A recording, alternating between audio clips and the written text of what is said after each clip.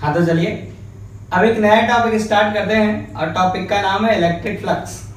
तो बात आती है कि अभी इलेक्ट्रिक फ्लक्स कैसे याद आया कि इलेक्ट्रिक फ्लक्स डिफाइन करना है।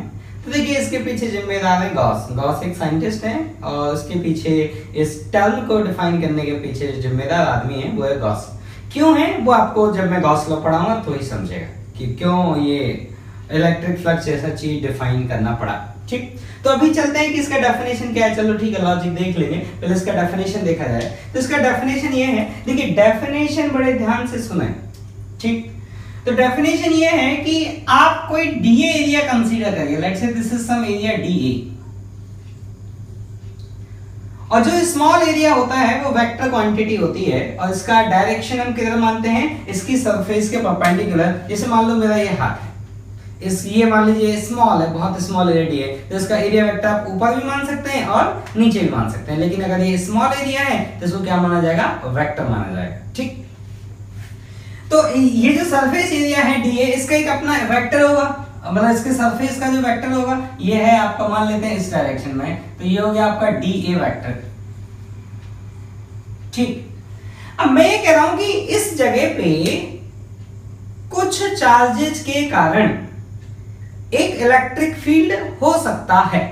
तो मैंने माना, तो देखिए ये एक इमेजिनरी सरफेस एरिया है डीए। तो जैसे आप इस हवा में इमेजिन कर लें कि ये मेरा डीए एरिया, या फिर ऐसे इमेजिन कर लें ये मेरा डीए एरिया, ये इमेजिनरी एरिया है डीए।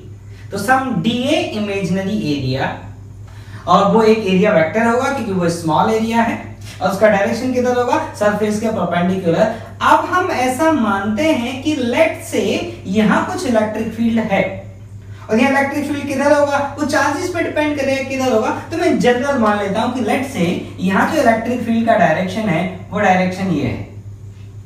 तो मान लेते हैं ये इलेक्ट्रिक फील्ड का डायरेक्शन है और इन दोनों में एंगल है थीटा, ई वेक्टर में और डी वेक्टर में। तो जो फ्लक्स होता है डी फाई, स्मॉल एरिया से स्मॉल फ्लक्स आएगा डी फाई, इसका जो डेफिनेशन होता है वो होता है कि that area vector, sorry E vector dot D vector, इसको बोलते हैं electric flux through surface area DA. ठीक, अब मेरी बात सुनिए। अब जो इलेक्ट्रिक फील्ड का मैग्नीट्यूड होता है, जो अच्छा डी फाई है, इसको थोड़ा एक्सपेंड करके लिखें। तो इसे एक्सपेंड करके लिखेंगे तो वैल्यू क्या आएगा, mod of E mod of D A cos theta. ठीक, अब देखिए यहां पे मैंने ये इलेक्ट्रिक फील्ड का डायरेक्शन इधर माना है, इसका मतलब यहां से जो ELOF ज्यादा ही होगी, कौन, इलेक्ट्रिक लाइन ऑफ फोर्स जो ज्यादा ही होगी, उस पर जो टेंजेंट आएगा वो किधर आएगा, इस डायरेक्शन में आएगा। ठीक, अब मैं कह रहा हूं कि मान लीजिए इफ थीटा इज 90 डिग्री, तो आपका जो डी फाई है वो डी फाई क्या आ जाएगा, 0 आ जाएगा। अब थीटा 90 डिग्री है, इसका मतलब क्या है, तो देखिए मैं कोशिश करता हूं समझाने की आपको। This is small area D A. अब मैं कह रहा हूं बेटा कि देखिए ये तो एरिया है, इसका जो एरिया वेक्टर होगा वो ऊपर के डायरेक्शन में हो जाएगा। तो आपको ई वेक्टर में और एरिया वेक्टर में एंगल 90 चाहिए।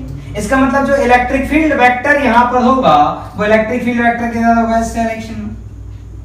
तभी तो दोनों में एंगल क्या आएगा, 90 डिग्री। इसका मतलब यहां से जो इलेक्ट्रिक लाइन ऑफ फोर्स गुजर के जा रही है वो किधर गुजर के जा रही है, सरफेस के पैरेलल। मतलब आप ऐसे समझें कि ये है एरिया आपका डीए, और जो इलेक्ट्रिक लाइन ऑफ फोर्सेस हैं वो इस सरफेस के पैरेलल हैं। ऐसे मैं ड्रॉ करके दिखाता हूं, ऐसे। तो इलेक्ट्रिक फील्ड आएगा इस डायरेक्शन में, एरिया वेक्टर आएगा इस डायरेक्शन में, दोनों एंगल क्या आ जाएगा, 90 डिग्री। इसका मतलब फ्लक्स क्या आएगा, 0। तो अगर किसी सरफेस से फ्लक्स 0 है, किसी डीए एरिया से फ्लक्स 0 है, इसका मतलब इलेक्ट्रिक लाइन ऑफ फोर्स उस डीए एरिया के कैसे हैं, पैरेलल। इसका मतलब it means line of force are parallel to area DA. ठीक, अब सोचिए अगर ये एंगल 0 होता तो फ्लक्स क्या आता, आपका मैक्सिमम आता। क्यों, क्योंकि cos थीटा क्या हो जाता, 1। ठीक, अब देखिए इसका एक मतलब मैं और समझाता हूं।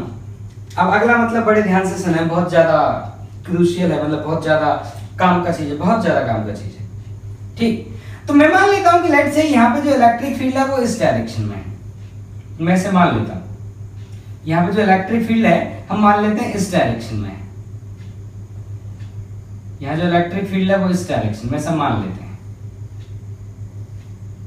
ठीक, अब मैंने क्या किया, ये इलेक्ट्रिक फील्ड का डायरेक्ट, ये इलेक्ट्रिक फील्ड की लाइन ऑफ फोर्स है।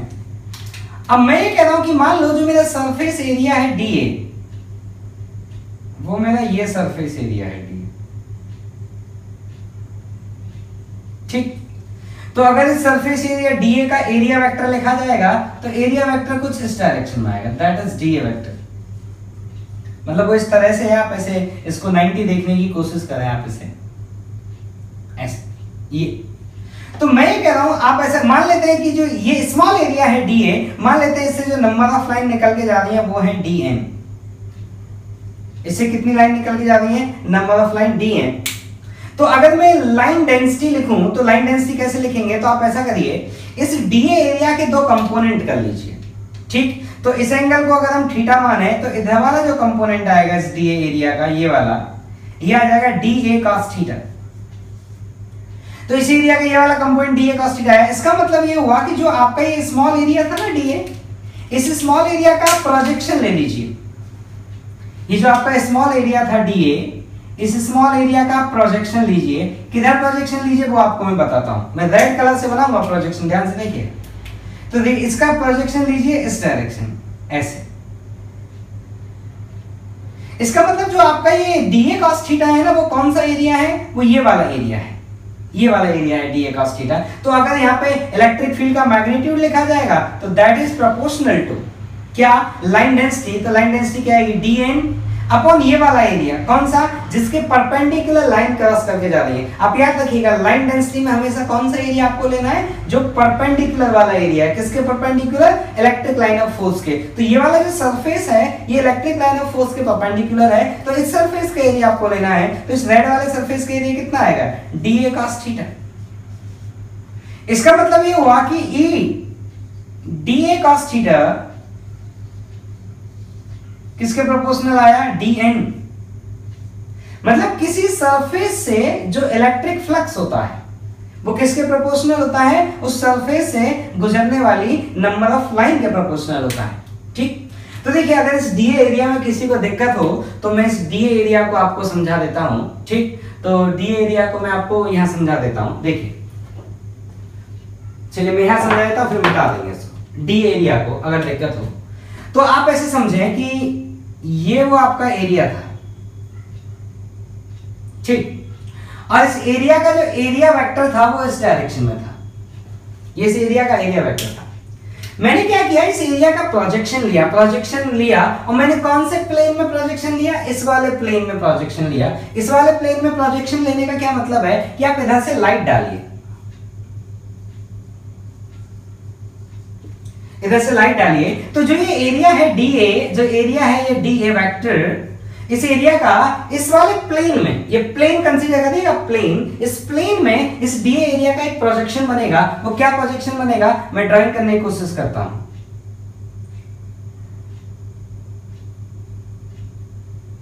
ये इसका प्रोजेक्शन बनेगा, और ये जो प्रोजेक्शन बना, इस प्रोजेक्शन का जो एरिया वेक्टर होगा वो कौन से डायरेक्शन में होगा, वो इस हॉरिजॉन्टल डायरेक्शन में होगा, इस डायरेक्शन में। तो ये इसी एरिया का प्रोजेक्शन है, तो आप ऐसे बोल सकते हैं कि ये इसी एरिया का कंपोनेंट है। और मैं कह रहा हूं कि मान लो बेटा, ये वाला जो एंगल है आपका, मतलब इन दोनों वेक्टर के बीच का अगर ये एंगल थीटा है, तो ये वाला जो वेक्टर है, ये वाला वेक्टर इसी वेक्टर का तो कंपोनेंट है। अरे ये वाला एरिया इसी एरिया का ही तो कंपोनेंट है, प्रोजेक्शन मतलब कंपोनेंट। और अगर ये एंगल थीटा है तो ये वाला एरिया कितना होगा, dA cos थीटा। ठीक, अगर आपको इस नीचे वाले प्लेन में आप ऐसे प्लेन इमेजिन करें, ऐसे प्लेन इमेजिन करें, ऐसे हॉरिजॉन्टल प्लेन ऐसे, और अगर आप इस प्लेन में प्रोजेक्शन लेना चाहते हैं तो आप ऐसे ऊपर से लाइट डालें। तो जब आप ऊपर से लाइट डालेंगे तो क्या प्रोजेक्शन बनेगा, मैं आपको ड्रॉ करने की कोशिश करता हूं। तो प्रोजेक्शन कुछ ऐसे बनेगा। ऐसा कब बनेगा, जब आप ऊपर से लाइट डालेंगे। ठीक, और इसका जो एरिया वेक्टर बनेगा वो किधर बनेगा, वर्टिकल डायरेक्शन। तो बेटा इसी एरिया का ये प्रोजेक्शन है, इसी एरिया वेक्टर का ये कंपोनेंट है, तो इधर वाला कंपोनेंट क्या आया था, डीए cos थीटा, तो ये कितना आया था, डीए sin थीटा, तो ये एरिया कितना आएगा, डीए sin थीटा। ठीक, तो मैंने यहाँ पे डीए sin थीटा इसलिए नहीं लिखा क्योंकि मुझे उसकी जरूरत नहीं थी, मुझे जितने की जरूरत थी उतना मैंने लिखा। जब घर में मान लीजिए एक सब्जी बननी है तो आप 10 दिन की सब्जी लाके क्या करेंगे, जो काम की चीज है उतना लेके चलिए। तो मुझे जो काम की चीज थी उतना मैं लिख के चला, डीए cos थीटा की मुझे जरूरत थी। क्यों जरूरत थी, क्योंकि मुझे लाइन के परपेंडिकुलर एरिया चाहिए था। क्यों एरिया चाहिए था, क्योंकि मुझे लाइन डेंसिटी लिखनी थी। लाइन डेंसिटी क्या होती है, number of lines upon area. कौन सा एरिया, जिस एरिया को वो लाइन परपेंडिकुलर क्रॉस करके जा रही है।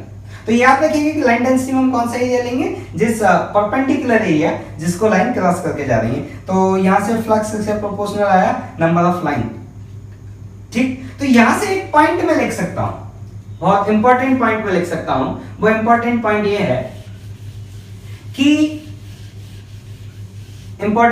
है कि नंबर ऑफ लाइन, मतलब किसी सरफेस से जो फ्लक्स होता है, flux through the surface, flux through the surface is proportional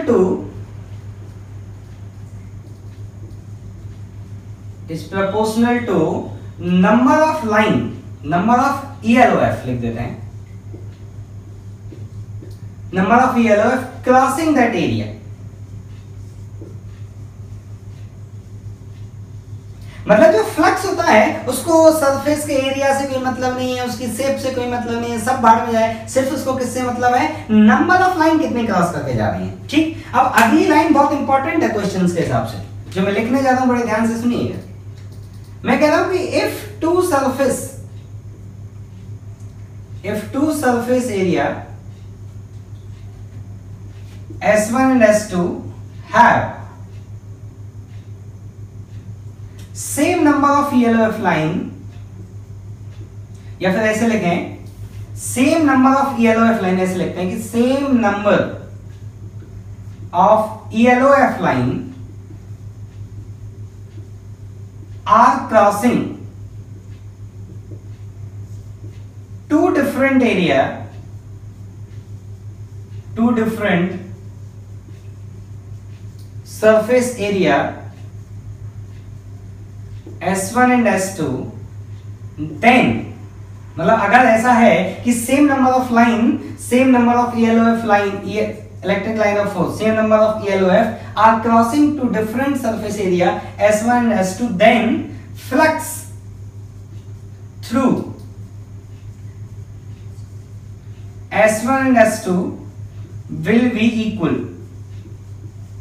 मतलब दोनों सरफेस से जो फ्लक्स का वैल्यू होगा, वो फ्लक्स की वैल्यू क्या रहेगी, बराबर रहेगी। अब देखिए प्लस माइनस वाला लफड़े को मैं जब गॉस लॉ पढ़ेंगे तब बताऊंगा, अभी आप मोटा मोटी ऐसे समझें, आप ऐसे समझें कि फ्लक्स का मैग्नीट्यूड बराबर रहेगा। ठीक, प्लस माइनस का एक लफड़ा आता है, उसको समझेंगे। तो अभी के लिए आप टेंशन नहीं लो, अभी के लिए आप ऐसे समझ लो कि फ्लक्स बराबर होगा। तो क्या वो दिक्कत होगी, मतलब प्लस माइनस वाला को हम गॉस लॉ में देखेंगे, अभी आप चिंता ना करें। ठीक, तो ये सब आपको समझे। अब देखिए कुछ क्वेश्चन में करके दिखाता हूं।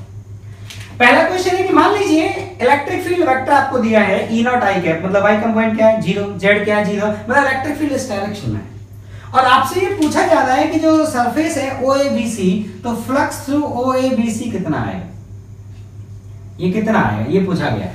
तो देखिए इसका आंसर क्या आएगा। तो देखिए इसका दो तरीके हैं, या तो आप E डॉट DA, जैसे हमने फ्लक्स देखा था D5, वो क्या होता है E डॉट DA, तो आप क्या करिए, इसमें छोटे छोटे एरिया कंसीडर करिए, DA ऐसे बहुत छोटे छोटे एरिया, ईच DA एरिया से फ्लक्स लिख लीजिए और सबको ऐड कर लीजिए, तो पूरे एरिया से फ्लक्स आ जाएगा। तो ईच DA से फ्लक्स कितना आएगा, 0। कारण क्या है, क्योंकि एरिया वेक्टर किधर होगा, y कैप के along, j cap y direction j cap के अलाउंग, और इलेक्ट्रिक फील्ड किधर है i कैप के अलाउंग, एंगल कितना है 90 डिग्री, तो फ्लक्स क्या आया 0। या फिर आप दूसरी तरह से भी कह सकते थे कि लाइन इस सरफेस एरिया को क्रॉस करके नहीं गई, लाइन इस सरफेस एरिया के कैसे गई, पैरेलल। और हमने देखा था कि जब लाइन सरफेस एरिया के पैरेलल जाती हैं तो फ्लक्स कितना आता है 0। तो इसका आंसर क्या आया, phi equal to 0। Next question है कि यूनिफॉर्म इलेक्ट्रिक फील्ड है E, तो आपको लिए इलेक्ट्रिक लाइन ऑफ फोर्स दिखाई है E। तो जब यूनिफॉर्म इलेक्ट्रिक फील्ड होता है तो लाइन एकदम ऐसे यूनिफॉर्म दिखाई जाती है, एकदम हर जगह लाइन डेंसिटी बराबर होनी चाहिए, क्योंकि लाइन डेंसिटी क्या बताएगी, इलेक्ट्रिक फील्ड का मैग्नीट्यूड। हर जगह डायरेक्शन एक ही तरफ होनी चाहिए, क्योंकि यूनिफॉर्म इलेक्ट्रिक फील्ड का यही मतलब है कि हर जगह पर मैग्नीट्यूड और डायरेक्शन बराबर है।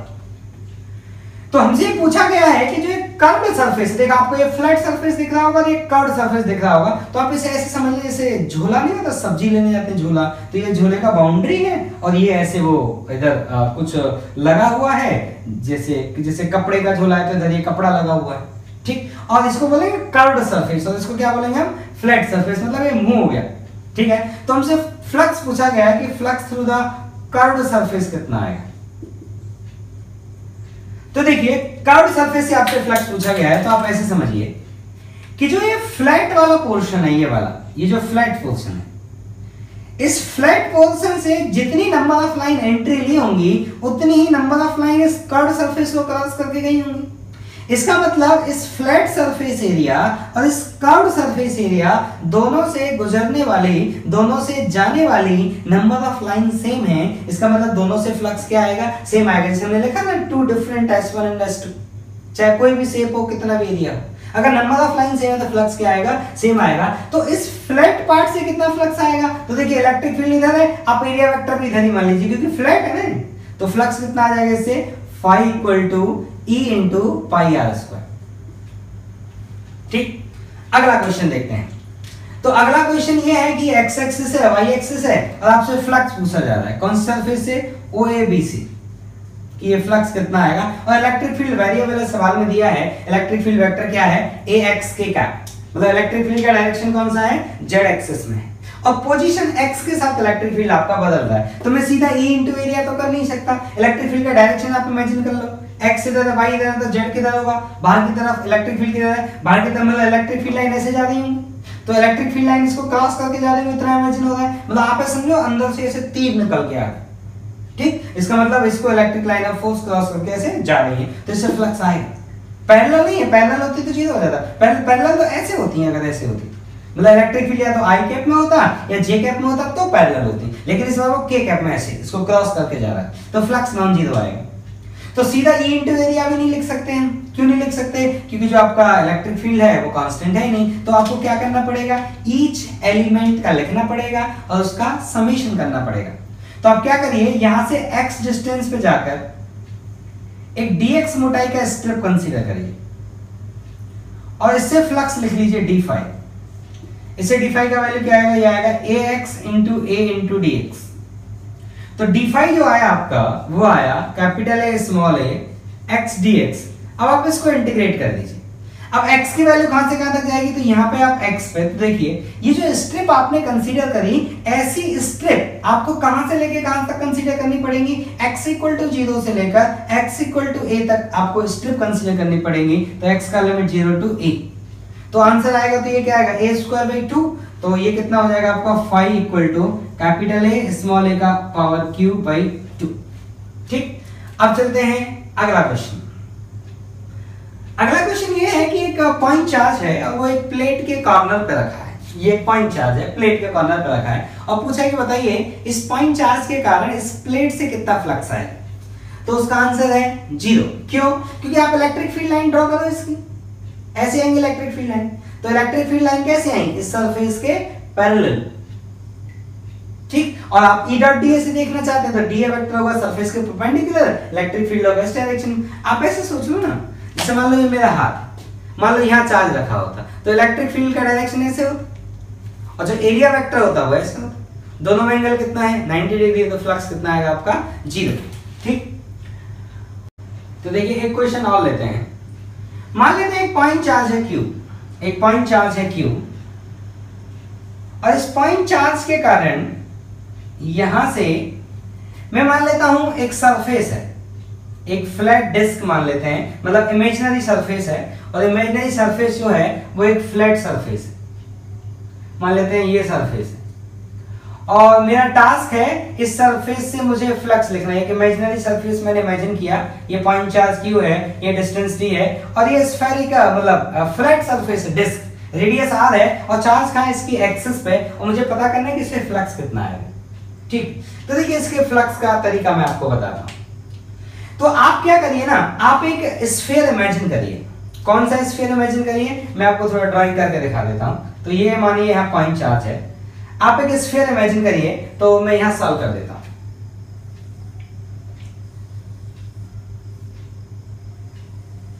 तो आप ऐसे इमेजिन करिए कि ये स्फीयर है,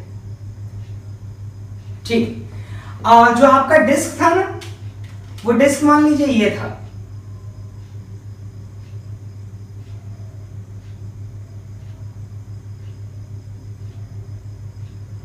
मान लीजिए ये वो डिस्क था जो मैंने ब्लैक कलर से बनाया, ये वो डिस्क था और ये डिस्क का एक्सिस है।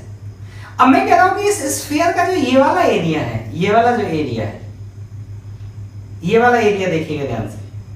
अब आप ऐसे कंसीडर करिए कि जो पॉइंट चार्ज है वो कहां है, इसके सेंटर पे। मतलब आपने क्या किया, आपने एक ऐसा स्फेरिकल सरफेस बनाया जिस जो ये पॉइंट चार्ज है उसके कहां था, सेंटर। मतलब आपने ऐसे स्फेरिकल सरफेस बनाया। मैं इमेजिन करके दिखाता हूं, यहाँ पे ड्रॉ करके दिखाता हूं। ऐसे देखिए, ऐसे आपने बनाया, ऐसे स्फेरिकल सरफेस, ऐसे, ठीक है। वो थोड़ा डायग्राम अच्छा है, ठीक। और मुझसे ये पूछा है कि जो ये फ्लैट वाला पार्ट है, इससे फ्लक्स कितना होगा। तो मैं ये कह रहा हूं बेटा, यहां से आप electric line of force imagine करो, ऐसे इलेक्ट्रिक लाइन ऑफ फोर्स बनेंगी।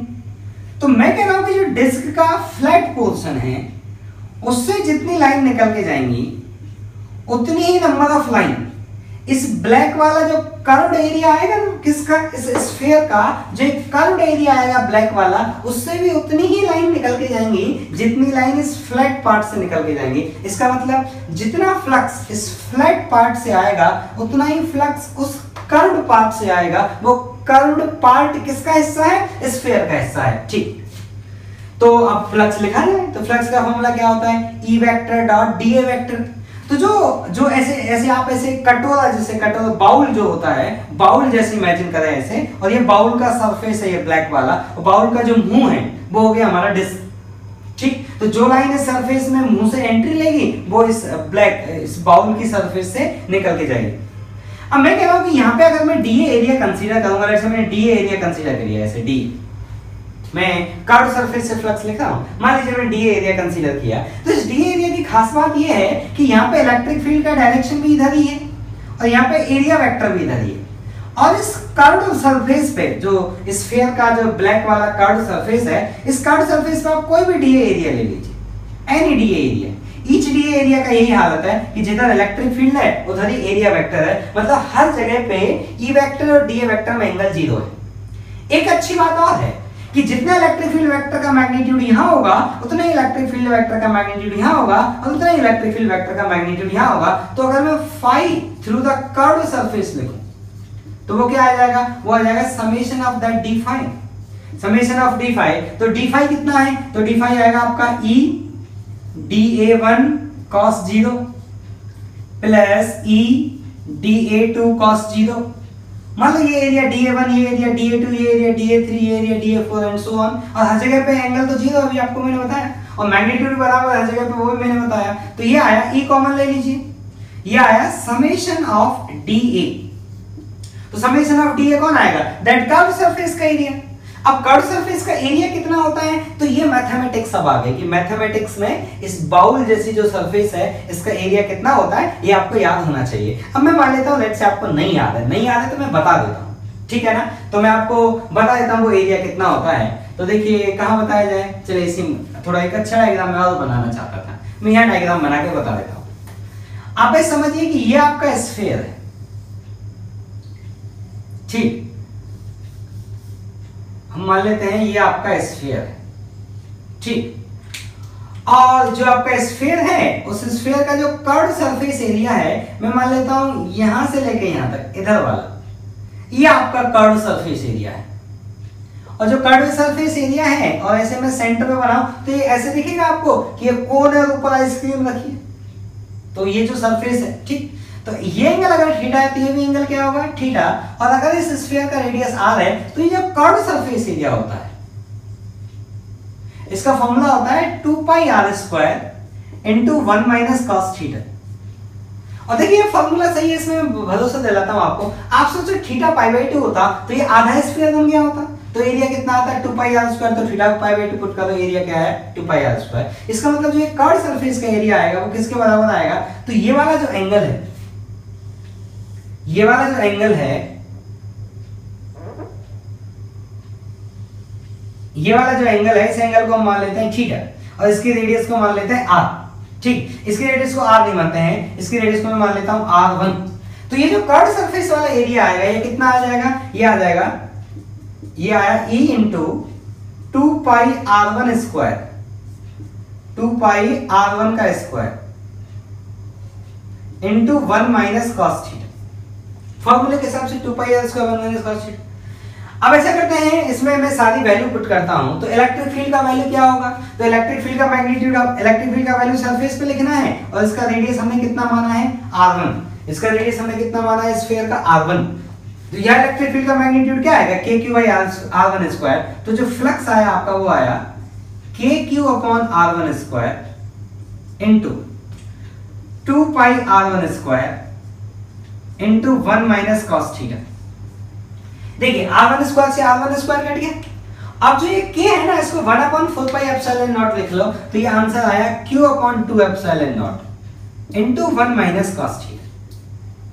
अब बात आती है इस कॉस थीटा की वैल्यू क्या होगी, तो देखो आपको सवाल में बोला था कि ये रेडियस कितना है, यहां से यहां तक R और ये डिस्टेंस भी आपको दिया था D, तो यहां से कॉस थीटा कितना आएगा, तो कॉस थीटा आ जाएगा बेस अपॉन हाइपोटेन्यूस। तो आप इस कॉस थीटा को ले जाके उसमें पुट कर दीजिए तो आपको क्या मिल जाएगा, फ्लक्स। मैं कर देता हूं, बोले आप नहीं चाहते तो करना, ये लो 5 थ्रू द कर आया Q/2 epsilon naught into 1 minus D upon under root of R square plus D square. अब ये फॉर्मूला आपको आज के बाद हमेशा याद रखना है, क्योंकि इस पे डायरेक्ट क्वेश्चन आते हैं। अब सोचो पेपर में क्वेश्चन आया इस बात पे, तो आप फॉर्मूला डिराइव करने थोड़ी बैठोगे, तो एटलीस्ट कुछ कुछ बात तो याद होनी चाहिए ना, तो ये फॉर्मूला याद रखिए, ठीक है।